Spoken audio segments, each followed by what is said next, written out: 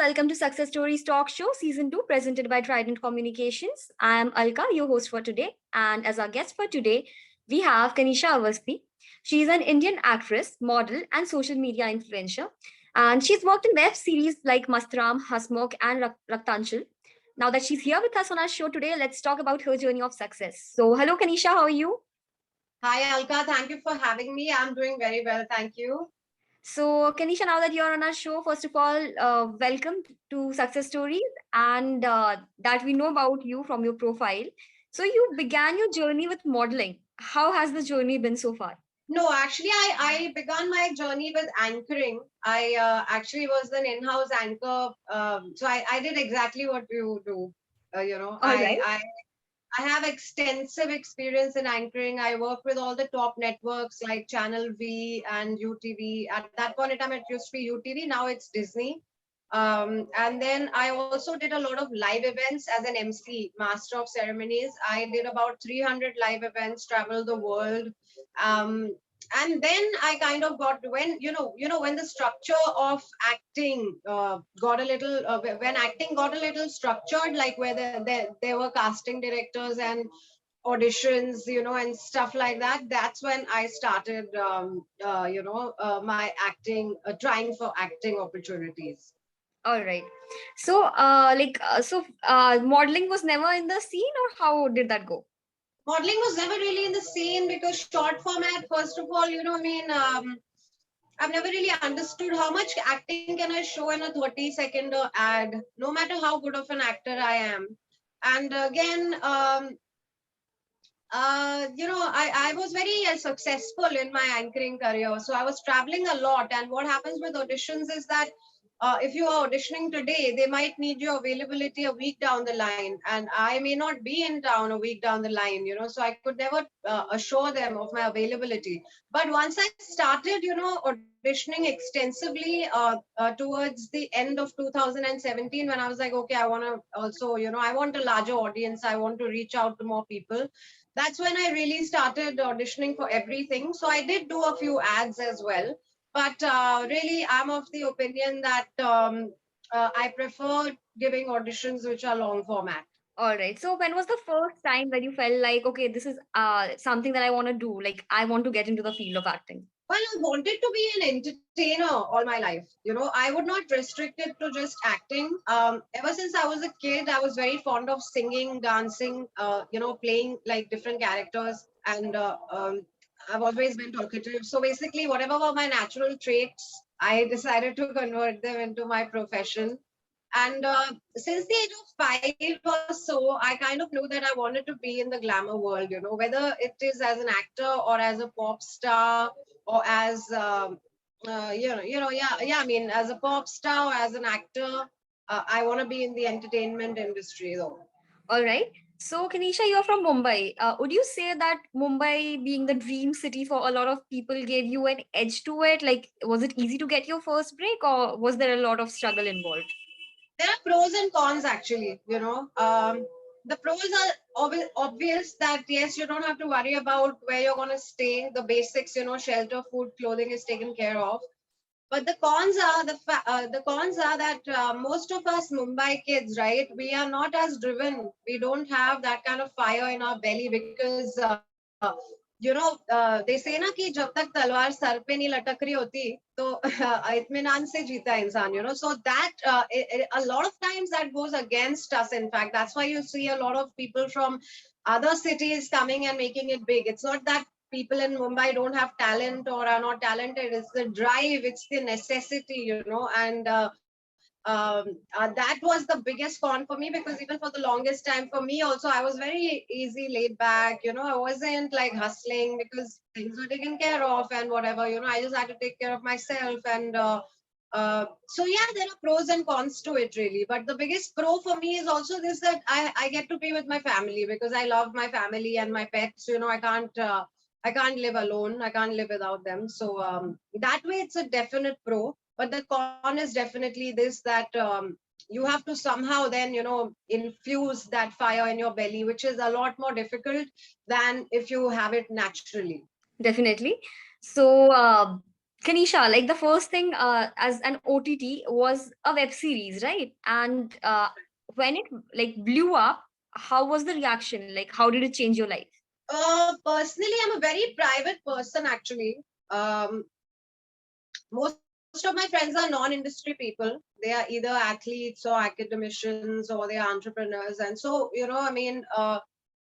I was extremely nervous with suddenly so much attention, and that too, if you've seen my Instagram or whatever, it's a lot around my looks, so I didn't know how to handle it or whatever, and it would make me very nervous, but then I took it in a positive way and I tried to channel it such that, okay, here's an opportunity, here's a audience base, a very engaged audience base. So everything that I believed in terms of why is fashion in our country not so forward, why is this not that, why are we not trying more experimental makeup, everything, I started doing that through my shoots, because instead of always complaining ki ye aisa kyun hai, wo aisa kyun hai, now that I have an audience, I will put out everything that in my head is a true expression, be it through the medium of makeup, be it through the medium of fashion, music, whatever. All right. So, as you said that you are a very private person and most of your friends are like not from the industry. So, who has been your support and inspiration throughout this journey? My mother, for letting me try, my luck, and for being like my cheerleader. Having a supportive family is definitely a big boon. And well, my sister, because she never really questioned my merit or whatsoever that may be, despite going through a lot of rejections. I think yeah, my family, I would say, has been my greatest support system. Definitely. All right. So, moving forward to the next question, like if not actor, what do you think you would be? Like as you said, you would always thought about it of being an entertainer, but if Pop not star. actor, would you? All right. So, is there some backstory to it that you'd like to share with the audience? Yeah, well, I'm a trained singer and I'm still training in music. I love music. I can compose my own tunes, and that is, in fact, I am still at crossroads about it. I still am at crossroads about it. I'm taking up whatever work is coming to me, but music is my number one love. So I am working on my first extended play list. I'm working on my first EP with some of the best music producers, and music is definitely on the cards for sure. It's my everything. It's my best friend. It's my therapy. It's my release. It's my rejuvenation. Music is. I cannot explain what it means to me, but there's no me without music. There can't be me without music. All right. So, as you talked about crossroads and being on cross paths with it, so ups and downs are a part of life. So, when you have your ups and downs, how do you deal with them? Well, my funda is very simple. I've always been, what you call a hustler. So I've never really put all my eggs in one basket. I was always doing multiple things. So when acting wasn't on the radar, I was making I was making my mark as an anchor. When COVID happened, event industry took a really bad hit, and so all the events stopped all of a sudden. And event industry is still going to take some time to get back on track.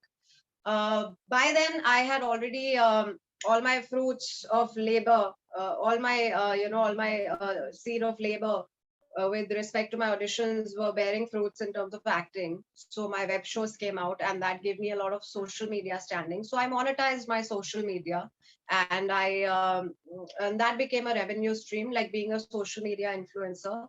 And I mean, it's like how that book says, like. Who moved my cheese, like you got to keep trying everything, and being a failure cannot be an excuse, कि भाई actor नहीं बने तो कुछ भी नहीं बन पाए. It doesn't work like that. It shouldn't work like that. Definitely. So, as you mentioned, like you do not keep all your eggs in one basket. So, Yeah. are there some future plans or projects that you'd like to share with the audience? There are some future plans and projects, but I am bound by contract to not talk about them. But as soon as I have the permission, I will. Okay, although we don't know about them, all the very best for all your upcoming projects, and we really hope to see them on screen soon. So, all the Thank very you. best for that. Thank you So, so much. Kanisha, in this long journey, has there been an unforgettable moment or event that you'd like to share with the audience? Oh wow, very interesting question. There's been a couple actually. There's been a couple of them. Uh, First was I was doing an ad with Julie Chawla, and I remember she came and she was so sweet and kind. Like she came and she said that in that ad I was just doing backstage. I wasn't acting. I was just part of the ad. Um, she said that next time I really want to see you on screen, and it really took me aback. Like that's Julie Chawla. Why would she say that to me? It's not like it's not really needed. So that was one which was very memorable. There was this one time when Ravina Tandon, I was doing an event and Ravina Tandon was the chief guest. She came on stage, and before even I could give her the mic, she's like, "Oh my God, you're gorgeous." And I was very like flattered. This one time I did an event with Ranveer Singh for Colgate, and he put his hand on my head and he was blessing me. He's like, do well, you're a rock star." And also that was definitely something that has stayed with me. And this one time I was covering Will's Fashion Week in Delhi, and I was talking to one of my favorite designers, Sunit Verma. Sunit Verma and Manish Malhotra. But what I remember was Manish Malhotra told me in the middle of the interview, and because I was working with Channel B, and they said that okay, we've got the bite now, we've got the bite. She's a very good anchor, sir. We've got the bite. And Manish Malhotra was like, "Arey, she's a heroine. She'll be a star. What you're calling her an anchor and all." So that was really sweet. I mean, I was very flattered, and it was memorable for me. All right. So, Kenisha, as we talked about ups and downs earlier, so not every day is very, nice. Like you don't wake up energetic every day, but then you have to motivate and encourage yourself to go ahead with the day. So, what's your personal life mantra? How do you motivate and encourage yourself daily? Like you rightly said, every day is not the same, and more so in an industry which is so volatile and mercurial and changing ever so fast. What I do on a down day is sometimes I just take a couple of days off and I just sleep it off. I just sleep it off, and then what I also do is I listen to a lot of motivational gurus a lot, and then what I also do is that I manually just go about doing the task, however I'm feeling, but I'm just like manually going about doing the task because I know that I'm feeling down and out. The other person doesn't. So if I can fake it and somehow get work around it, then I must, because I can't wait for it to for that low feeling to go. What if it doesn't go for another 2, 3, 4 days? Then what's going to happen? So I try and work around it. It's just that I go through my tasks in a more mechanical way then. And that's not to say that the output is not good. The output is good only, but it's just that I'm kind of going through it very, manually then, very mechanically. So, World Humanitarian Foundation is our associated partner, and they work towards women empowerment. So, what are your views and opinions about women around the world? um, my views are such that women, first of all, need to, I mean, we have to stop identifying so much with our gender, that I'm a woman, I'm a woman. This is a lot of self-talk that is not conducive, to progress. The moment you address yourself as somebody who's a mind, a mental entity with skill sets, I think a little dissociation with the gender bit of it would be there. They should absolutely not accept ill treatment at the hands of anybody superior, whether be it at work or in their personal life, because sometimes it so happens that they get tangled in this warp that, oh my god, now to I'm इस उम्र में मुझे कौन दूसरा मिलेगा, तो जैसा पति है उसी के साथ रहना जरूरी है. Who said these things? Who has established these maxims? I want to understand who said. I mean, like Cher is at 70, 82 or something and touring the world. Madonna is 70 plus. She's killing it. So, this self-talk is very toxic, I mean, you have to have faith in yourself. Yeah, whatever age you are, you have more to offer than just your beauty or your looks. So why should you accept abuse high-handed, right? Like very, that mansplaining, when you're trying to explain something, they mansplain it and then they talk over you, and they make decisions for you. All this has got to stop.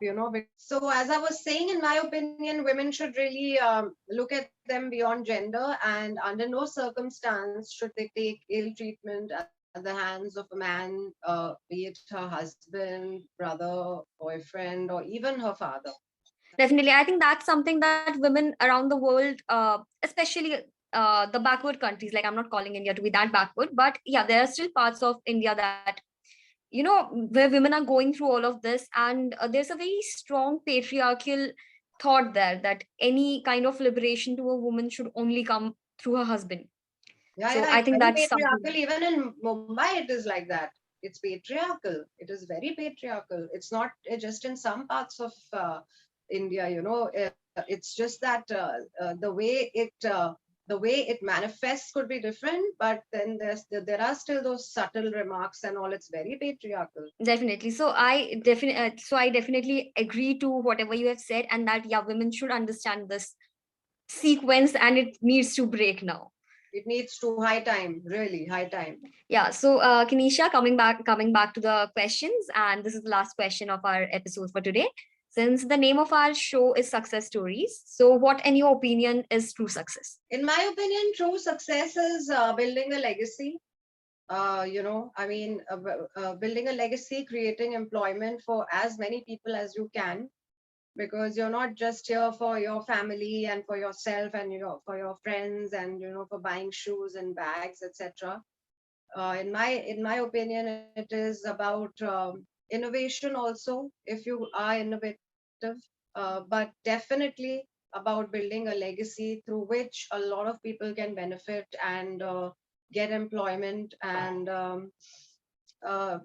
curating talent and giving them the tools that perhaps I did not have as I was growing up, and I had to do everything from scratch. So I wouldn't want that for anyone else, and therefore I feel that building a nexus that provides for tools and facilities to people who want to achieve their dreams and have the potential and the intent to should be supported. And when I am able to do that for more than a few hundred people, then I will feel worthwhile about my life.